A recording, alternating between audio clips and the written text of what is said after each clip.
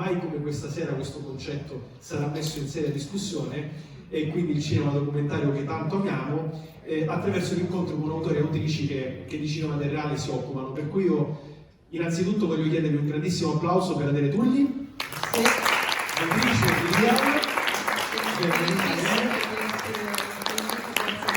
e grazie a te per essere qui con noi questa sera. E io ci tengo che parta un altro applauso per Manolo Garabini. Manolo, raggiungici. Manolo viene dal portale saluto del centro Cagio dell'Università di Pisa, perché il film è in parte girato a Pisa, presso il Parco di San Rossore, ma soprattutto attraverso le tecnologie e uno straordinario cane robot.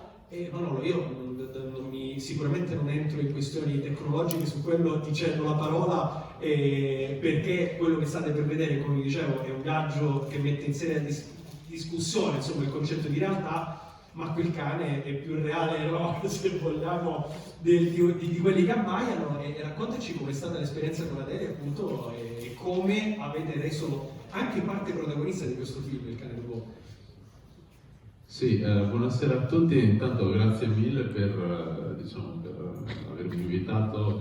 Per me è stata una grandissima opportunità, sia di aver girato parte del documentario con Adele e il suo team, e insomma sia essere qui stasera. Io come di rimpettaio rispetto a te, non ti occupi di tecnologia, non mi occupo di cinema, ma mi occupo di robotica all'Università di Pisa. Qui il Centro Piaggio è uno dei centri di ricerca dell'Università di Pisa che si occupa di robotica e bioingegneria. Chi si occupa di robotica oggi e nel nostro laboratorio, nel nostro centro, da un po' di anni a questa parte, ha lavorato per portare i robot fuori dalle fabbriche, e con questo progetto, di cui una parte è stata girata in questo documentario, direi che siamo arrivati probabilmente all'estremo, quindi li abbiamo portati in foreste, in spiagge, sulle Dolomiti, per monitorare il nostro mondo, per monitorare il nostro ambiente. Quindi la ricerca che noi stiamo facendo, di cui parte della quale è presente oggi nel documentario, mira a utilizzare i robot per tentare di proteggere il nostro pianeta, in particolare per monitorare vari habitat naturali che sono oggi minacciati dal riscaldamento globale. E in questa particolare esperienza è stato fantastico vedere come il fonico, il regista, il tecnico delle luci, insomma un team di una decina di persone girava tutto intorno per fare un video di questo robot che camminava sulla spiaggia vicino al mare, poi nel bosco.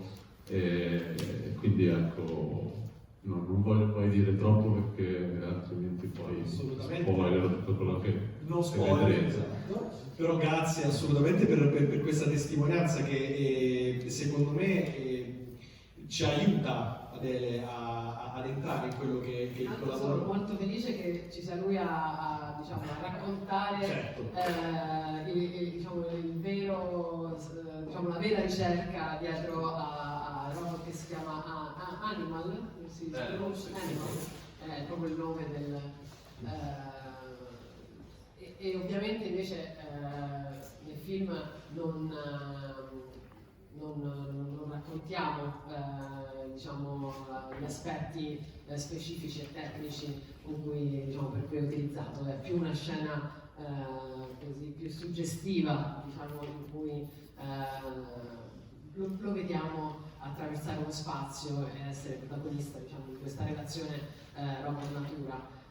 Quindi nel film, adesso avremo modo di parlare dopo, quindi non dirò molto. Io posso, per introdurre un po' il lavoro, questo è stato un lavoro che è cominciato, almeno le prime idee, i primi appunti nei mesi della pandemia, e quindi un momento chiaramente inedito, no? Ed estremo da un certo punto di vista, no? In cui i nostri propri corpi si sono ritrovati in questo isolamento forzato, chiusi dentro le case, e quindi privi del contatto fisico con l'altro, e in quel momento chiaramente i nostri schermi, gli schermi dei nostri dispositivi diventavano proprio dei portali, no? delle soglie vere e proprie dove, attraverso cui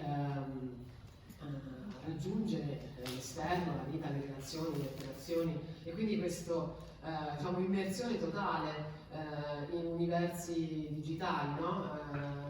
È stato un momento in cui mi sono un po' così resa conto che stavamo effettivamente attraversando una trasformazione antropologica profonda, non che lo stesse già accadendo, no? Chiaramente la digitalizzazione delle nostre vite è un processo che va avanti da tempo, però quello è stato un momento particolare, sia per l'accelerazione che c'è stata in quel momento, sia per la sensazione estraniante, un po' aliena, di essere privati, no? delle interazioni fisiche. E quindi il film da lì è stato un tentativo di immergermi nella realtà disincarnata della rete e nel provare ad esplorare come questa ci sta trasformando come esseri umani.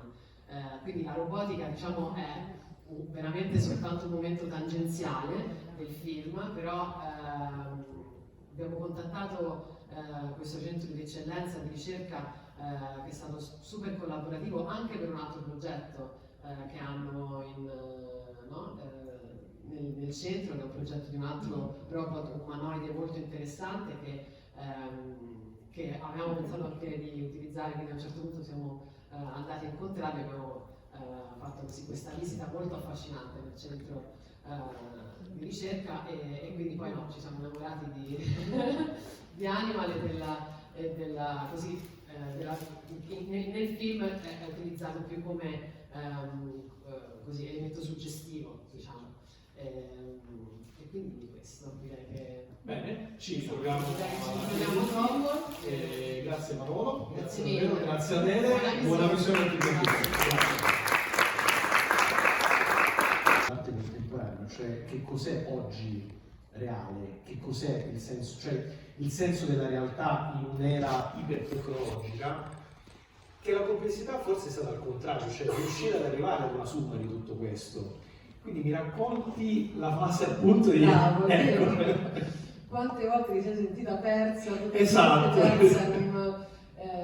Sì, effettivamente questo è stato forse la sfida più grande di questo lavoro, perché ovviamente il tema è complessissimo, ampissimo, impossibile da come dire, catturare, contenere e soprattutto in divenire velocissimo, quindi la sensazione di non poterlo mai afferrare del tutto era costante e quindi la sensazione di essermi persa in una miriade di possibilità. Infatti, diciamo così, l'approccio iniziale è stato quello che è un metodo che più o meno è quello del mio lavoro, di una lunga fase di ricerca, sviluppo e ricerca che è durata più di 6 mesi, in cui abbiamo fatto solo letture, incontri con esperti, attivisti, artisti, persone che si occupano in vario modo di ragionare sul rapporto con le tecnologie e cominciare a fare un momento di mappatura dei temi, dei sottotemi diciamo, da affrontare e da questa così idee tematiche cominciare a cercare poi storie che potessero diventare scene.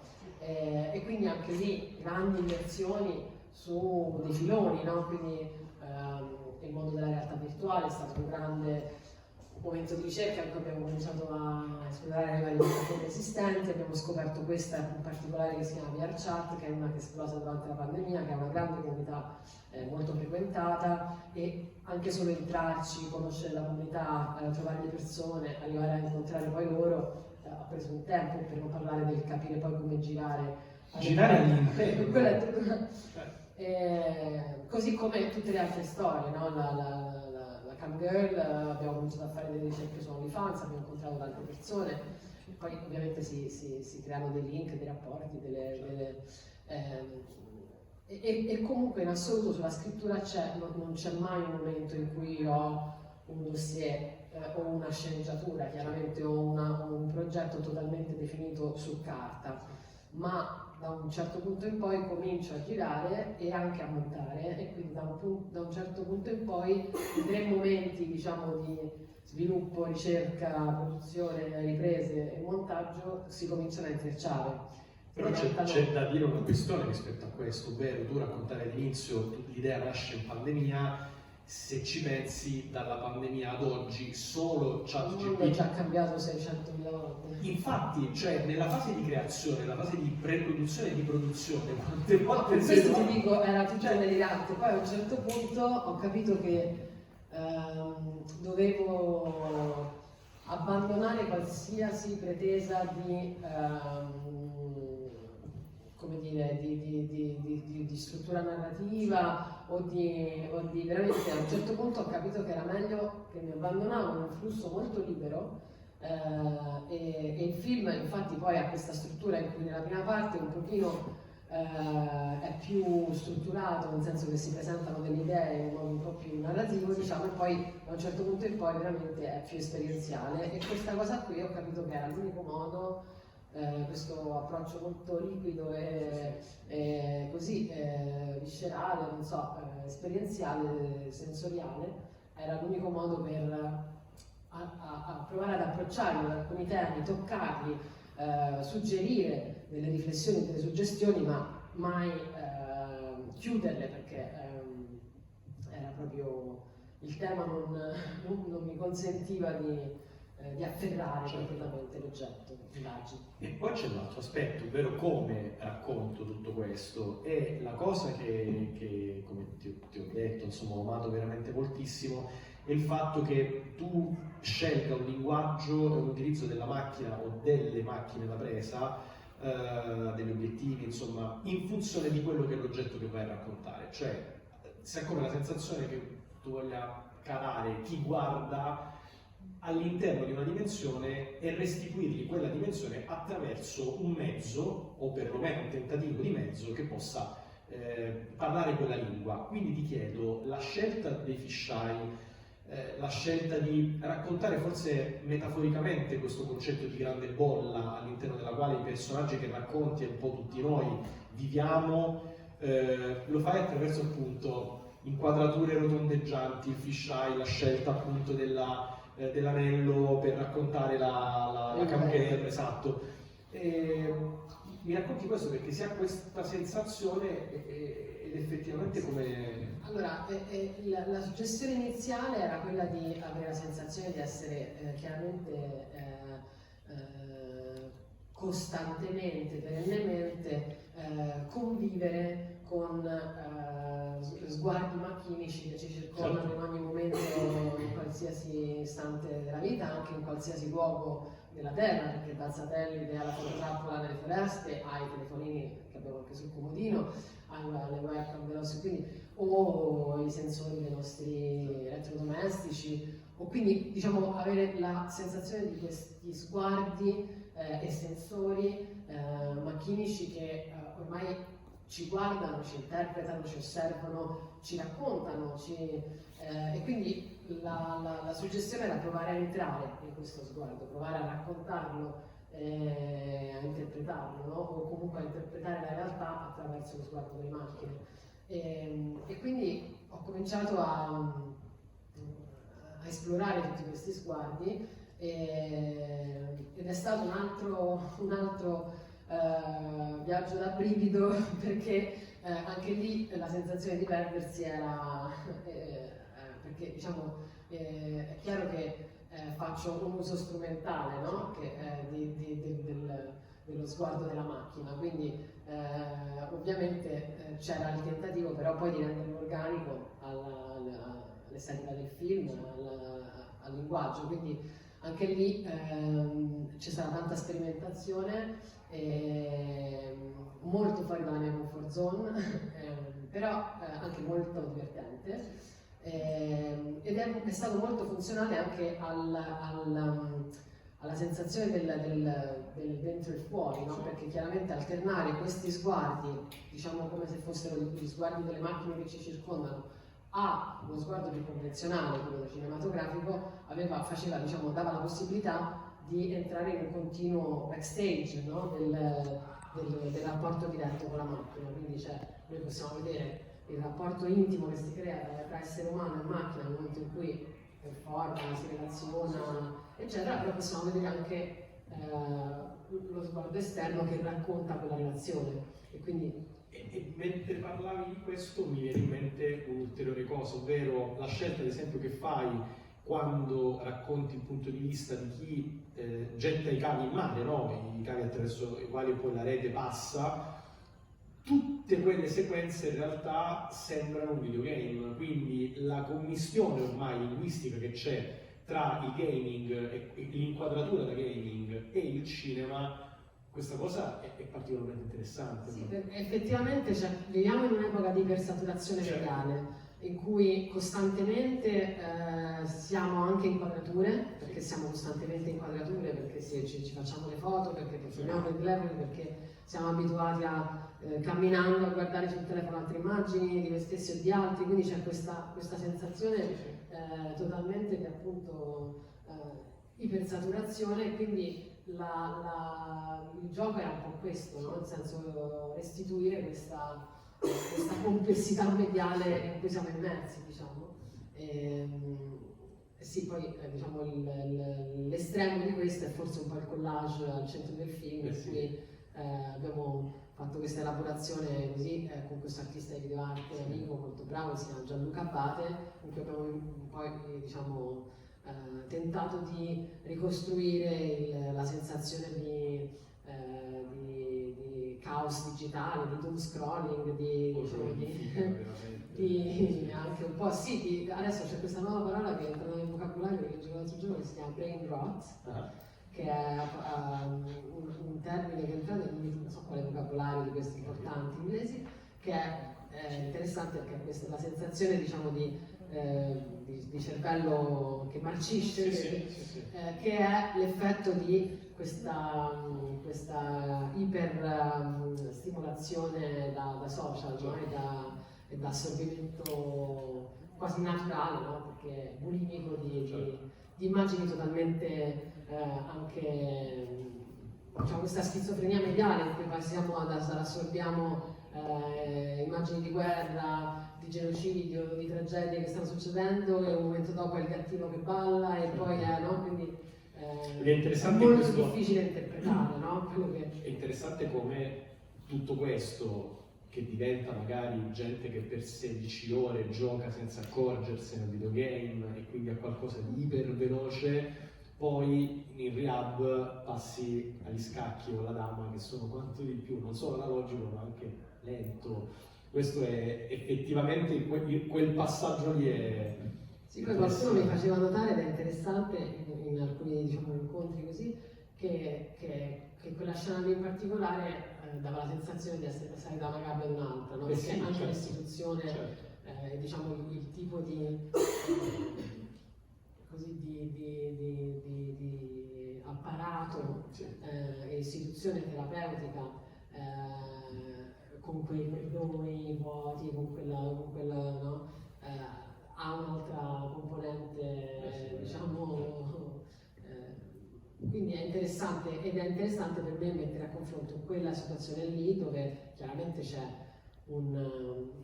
diciamo, la condizione estrema in cui la rete diventa patologia, nel senso perché obiettivamente sono persone che, il cui abuso diciamo, di consumo della rete e di tecnologie digitali diventa causa di seri problemi di mental health, di salute mentale e fa da contraltare in qualche modo invece la situazione all'interno della VR dove paradossalmente lì invece magari lo stesso numero di ore però e comunque una stessa tecnologia in realtà diventa terapia perché invece in quel luogo c'è un luogo dove ci si salva da una serie di, diciamo di difficoltà oggettive vissute nel mondo fisico in cui queste persone vivono non so, la tossicità, l'oppressione diciamo, della realtà del mondo fisico che dicono essere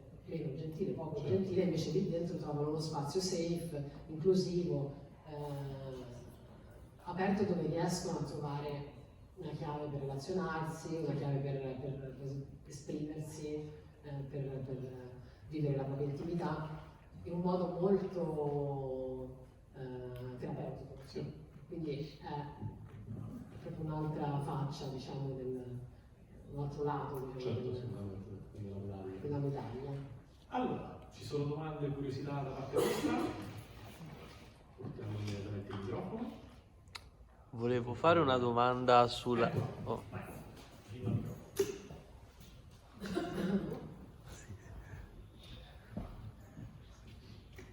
Sì, tra l'altro situazione molto, molto meme perché nel frattempo stiamo facendo anche il video per la pagina dell'Arsenale, ma va bene.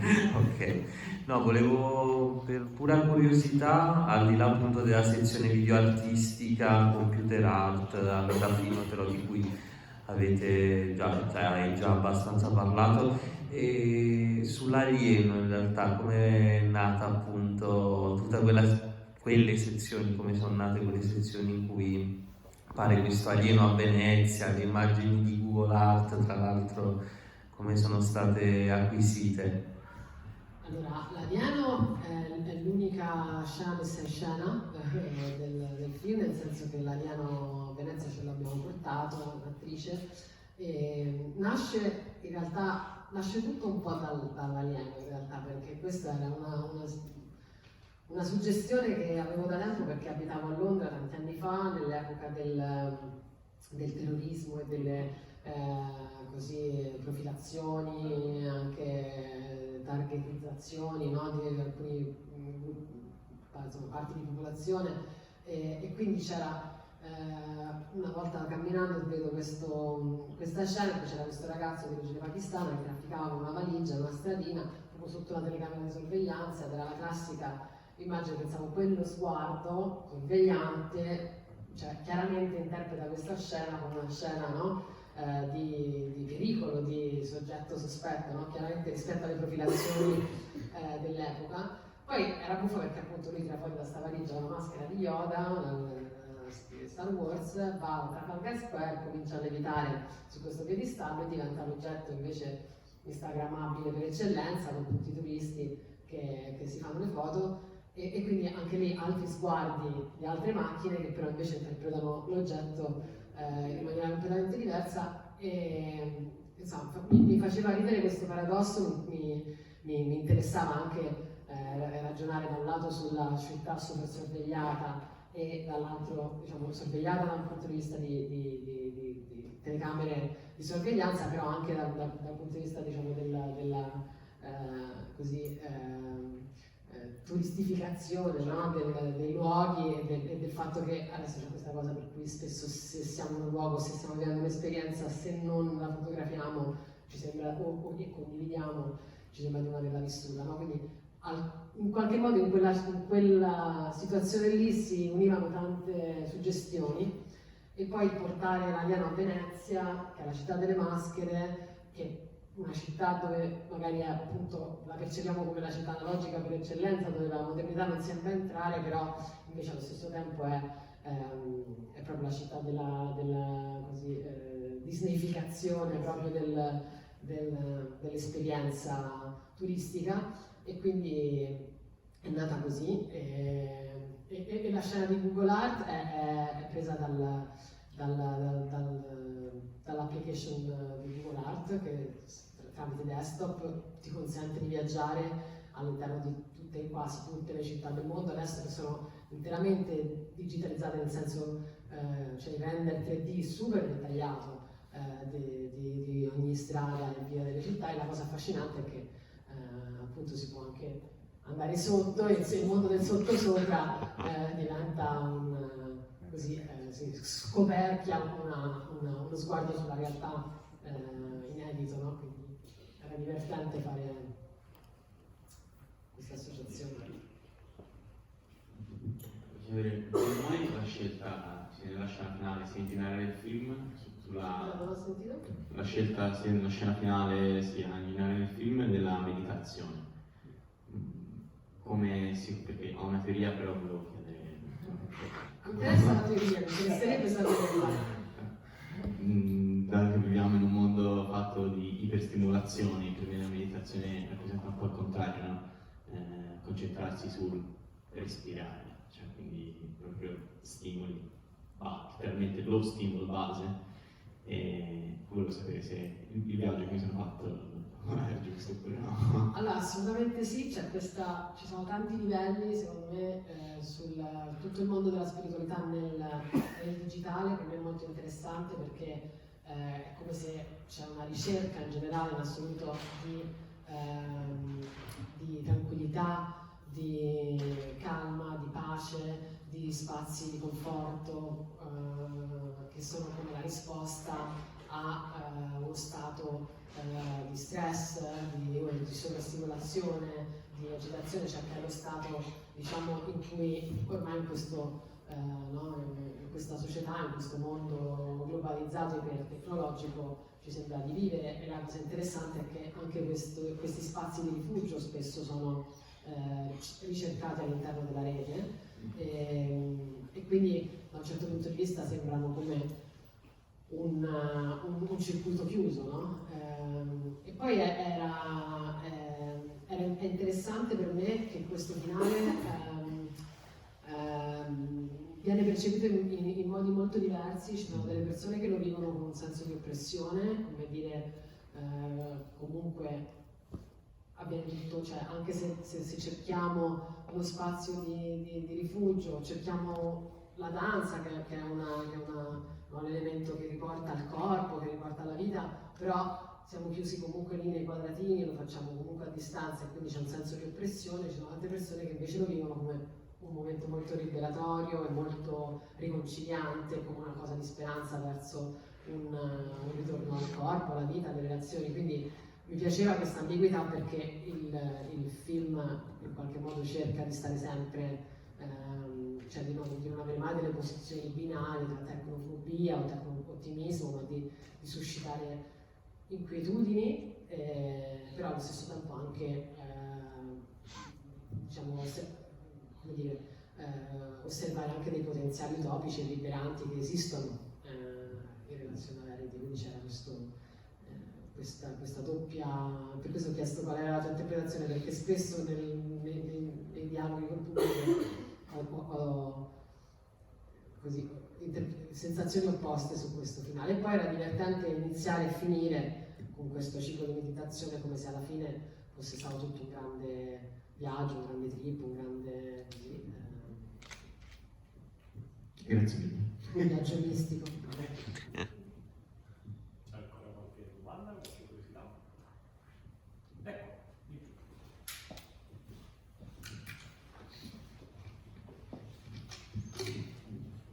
Una domanda tecnica.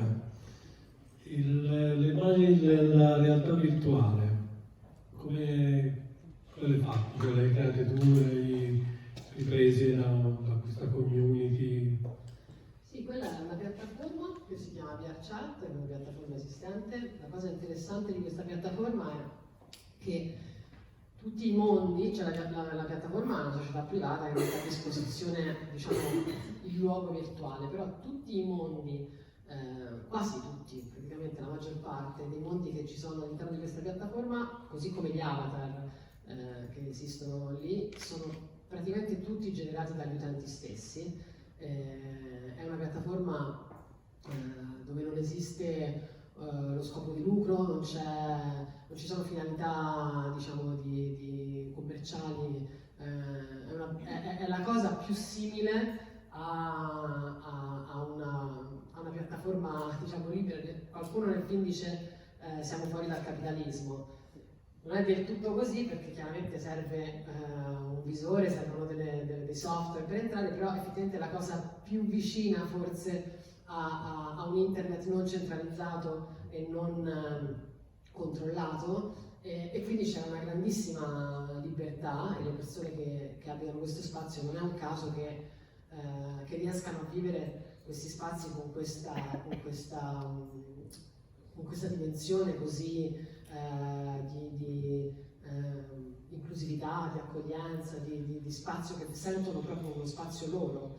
Da un punto di vista di tecnico noi abbiamo creato un avatar diciamo un avatar nostro dell'operatore che aveva un plugin con un drone, quindi all'interno della realtà virtuale, quindi all'interno della piattaforma con un visore c'era una persona che abbiamo trovato perché era una nostra amica che era una gamer che sapeva utilizzare molto bene questa piattaforma, quindi non esistono ancora delle figure professionali che sono degli operatori VR, diciamo, forse esistono, ma non lo so, non credo, però insomma, lei che era molto brava a usare questa piattaforma, operava questo drone all'interno della realtà virtuale, le cui immagini erano collegate a un monitor che funzionava da monitor di regia che io potevo dirigere, e queste immagini girate all'interno della realtà virtuale erano diciamo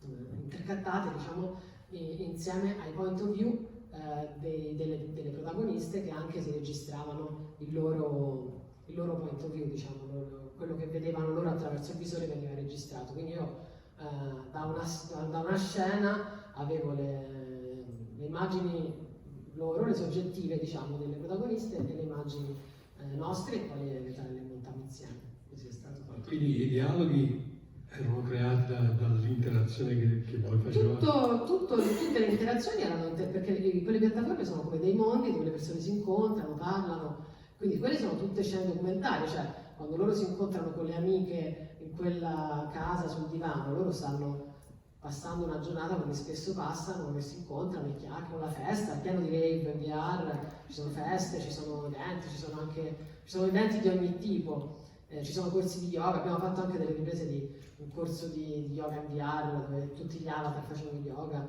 non l'ho montata, però ci sono tanti eventi, noi partecipavamo a questi eventi e con il permesso delle persone coinvolte li filmavamo, però ecco, quella è una conversazione spontanea tra quattro amiche. Quindi comunque loro sapevano di essere filmati? Certo, assolutamente, sì, loro abbiamo seguite per quasi 3 anni, quindi cioè per 2 anni che sono state, sì, quindi loro fanno tantissimi eventi lì dentro. La cosa per me interessante è che in qualche modo quella per me è stata è una sorta di proto metaverso, no? È un luogo che assomiglia un po' stavamo dicendo prima, all'internet, a un primo internet, no? A un internet quello degli anni 90 in cui c'era molto senso utopico di orizzontalità, di potenziale, di incontro, di comunità, di questo no, di forum, questo senso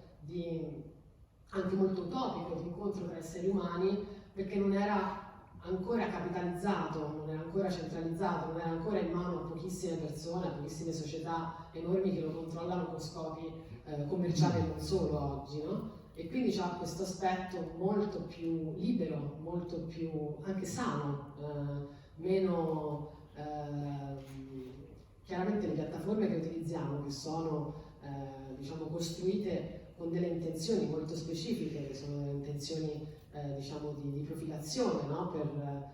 Sono proprio costruite in un modo che sono fatte per farti stare il più possibile, la velocità, la frenesia, le notizie sensazionalistiche, le fake, c'è tutto diciamo, un mondo più tossico della rete che è come è diventata ora.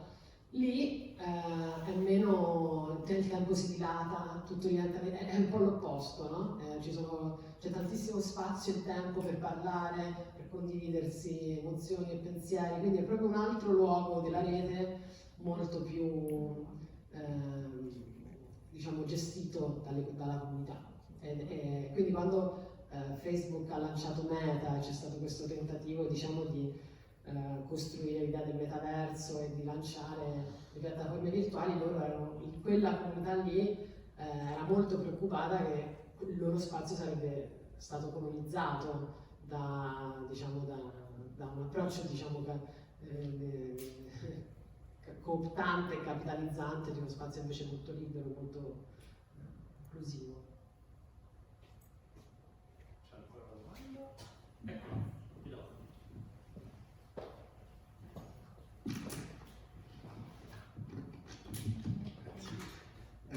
Essendo Real un film la cui stesura è difficile da prevedere, quando appunto hai preso i tuoi primi appunti, com'è cambiata la direzione della tua idea di questo film? C'è qualcosa che ti ha sorpreso mentre lo giravi, che ti ha fatto cambiare idea, ti ha aperto qualche, diciamo, orizzonte riguardo quello che volevi esplorare tramite la stesura di questo film? Sì, io penso di non avevo le idee chiare quando ho cominciato, quindi non è che avevo delle opinioni nette che volevo comunicare, avevo delle inquietudini, delle suggestioni, delle domande, delle riflessioni che volevo approfondire, e attraverso questo percorso ho imparato tante cose, ho scoperto tante cose, ho conosciuto molte realtà e molte comunità. Diciamo, mi sono chiarita sicuramente, per esempio, diciamo, non ho mai avuto una posizione diciamo nostalgica, no? Spesso con la tecnologia, quando diciamo, quando ci inquieta, diciamo, la piega che sta prendendo il mondo e gli aspetti più negativi e più inquietanti della nostra relazione con le tecnologie, c'è una tendenza a come dire, volerla negare, dire no, si stava meglio quando non c'era, in qualche modo la soluzione sarebbe non usarla, non averla, no?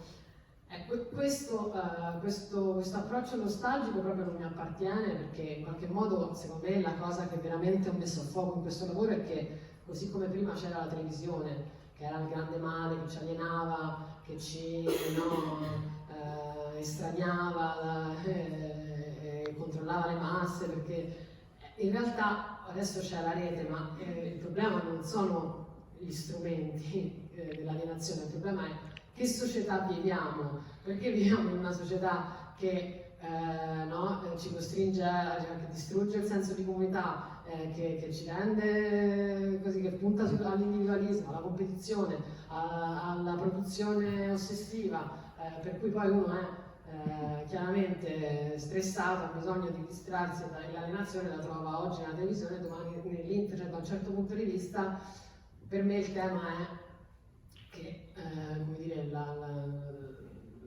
la malattia non sta nello strumento, ma sta in una società che va sempre di più ciecamente verso un turbocapitalismo sfrenato che evidentemente non ci porta alla felicità.